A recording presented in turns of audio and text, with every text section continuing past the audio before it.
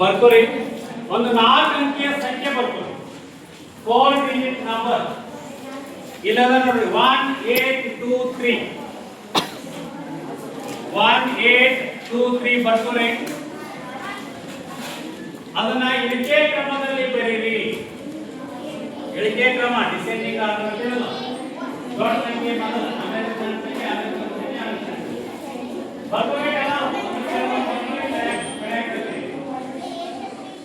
ಇದ್ರೊಳಗ ಏಕೆ ಕ್ರಮದಲ್ಲಿ ಸ್ವಲ್ಪ ಕಡೀರಿ. 8321 ಬರುದ 1238 ಅದ್ರೊಳಗ ಕಡೀರಿ. ಇಲ್ಲ ರೀ 8321 ದಾಗ 1238 ಕಳಿಬೇಕು. ಎಷ್ಟು ಬಂತು?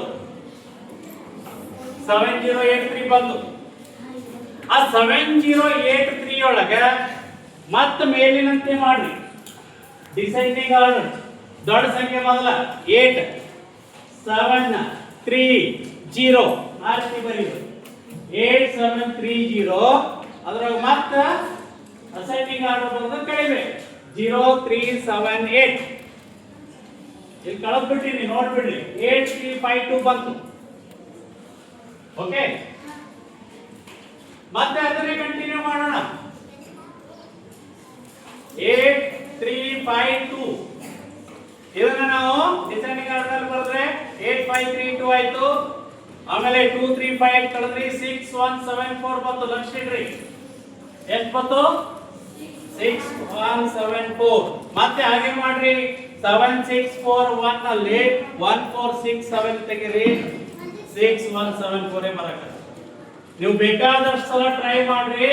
ಅದು ಲಾಸ್ಟ್ ನಂಬರ್ ಏನು ಉಳಿತದ 6174 ಬೇರೆ ಬರೋದಿಲ್ಲ. ಇಲ್ಲಿಗೆ ನಿಮ್ಗೆ ಸ್ಟಾಪ್ ಲೆಕ್ಕ, ಮುಂದೆ ಕಳೀಲಿಕ್ಕೆ ಬರೋದಿಲ್ಲ. ಹಾಗಾದ್ರೆ ಲಾಸ್ಟ್ ನಂಬರ್ ಯಾವ್ದು ಸಿಕ್ತು ನಮಗೆ? ಇಲ್ಲಿ 6174 ಅಂತೇಳಿ ಬಂತು. ಈ ಸಂಖ್ಯೆಯನ್ನ ಇದನ್ನ ಕಂಡುಹಿಡಿದವರು ಕಪ್ರೇಕರ್ ಅಂತ ಹೇಳಿ ಟಿ.ಆರ್. ಕಪ್ರೇಕರ್ ಇಲ್ಲೇ ಬಾಂಬೆ ಪುನಃ ಅಂತ ಇದ್ದವರು. ಅವರು ಕೂಡ ಶಿಕ್ಷಕರಾಗಿದ್ರು.